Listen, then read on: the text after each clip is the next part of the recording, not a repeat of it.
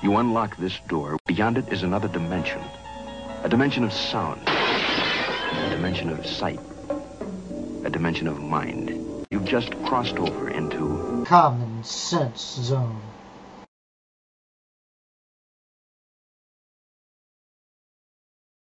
It is indeed a very troubling report, but it is a report of extraordinary importance, not only to those who wish to own a home, but as to the taxpayers of this country who would pay the cost of the cleanup of an enterprise failure. The analysis makes clear that more resources must be brought to bear to ensure the highest standards of conduct are not only required, but more importantly, they are actually met. Through nearly a dozen hearings where, frankly, we were trying to fix something that wasn't broke.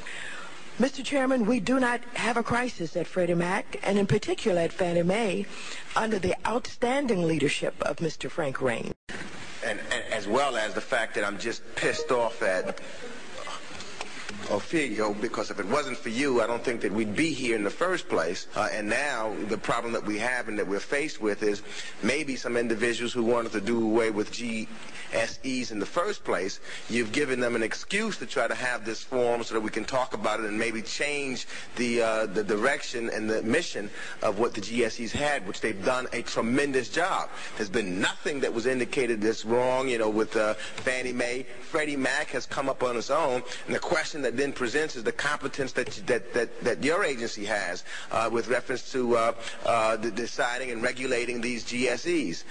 And so I wish I could sit here and say that I'm not upset with you, but I am very upset because, what you do is you give, maybe giving a reason to, as Mr. Gonzalez said, to give someone a heart surgery when they really don't need it. In addition to our important oversight role in this committee, I hope that we will move swiftly to create a new regulatory structure for Fannie Mae, for Freddie Mac, and the Federal Home Loan Banks. This hearing is about the political lynching of Franklin Raines. There is a very simple solution.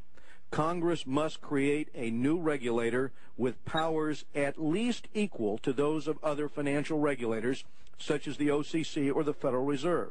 What would make you, why should I have confidence? Why should anyone have confidence in you as a regulator at this point? Sorry, Congressman.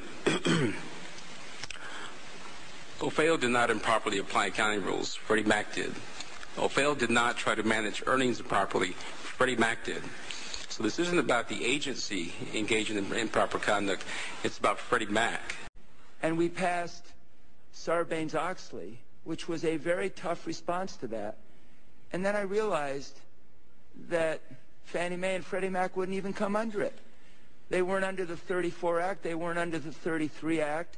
They play by their own rules, and I'm tempted to ask how many people in this room are in the payroll of Fannie Mae, because what they do is they basically hire every lobbyist they can possibly hire.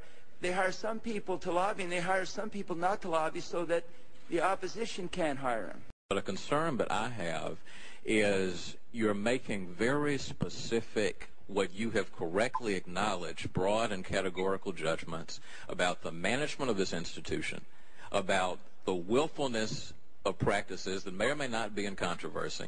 You've imputed various motives to the people running the organization. You went to the board and put a 48-hour ultimatum on them without having any specific regulatory authority to put that kind of ultimatum on them. That sounds like some kind of an invisible line has been crossed. Fannie Mae has manipulated, in my judgment, OFAO for years. And for OFAO to finally come out with a report as strong as it is tells me that's got to be the minimum, not the maximum. You seem to be saying, well, these are in areas which could raise safety and soundness problems. I don't see anything in your report that raises safety and soundness problems. Under the outstanding leadership of Mr. Frank Raines, everything in the 1992 Act has worked just fine. In fact, the GSEs have exceeded their housing goals.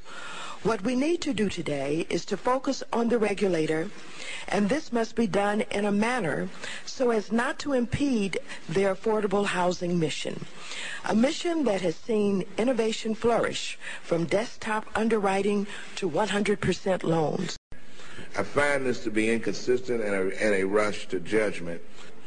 I get the feeling that the markets are not worried about the safety and soundness of Fannie Mae, as Opheo says that it is. But of course, the markets are not political.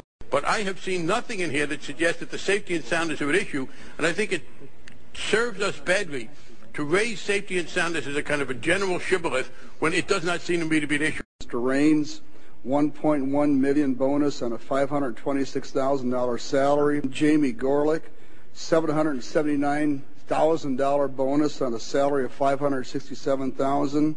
And this is what you stated on page 11 is nothing less than staggering. The 1998 earnings per share number turned out to be $3.23 and 9 mils, a result that Fannie Mae met the EPS maximum payout goal right down to the penny. Fannie Mae understood the rules and simply chose not to follow them.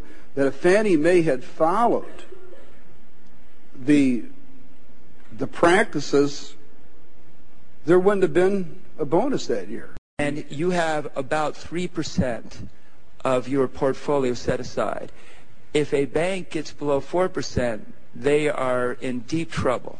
So I just want you to explain to me why I shouldn't be satisfied with 3%. Because banks there aren't any banks who only have multifamily and single-family loans. These assets are so riskless that their capital for holding them should be under 2%. This is outrageous. Why don't we just ask Osama Obama? I'm Barack Obama, and I approve this message.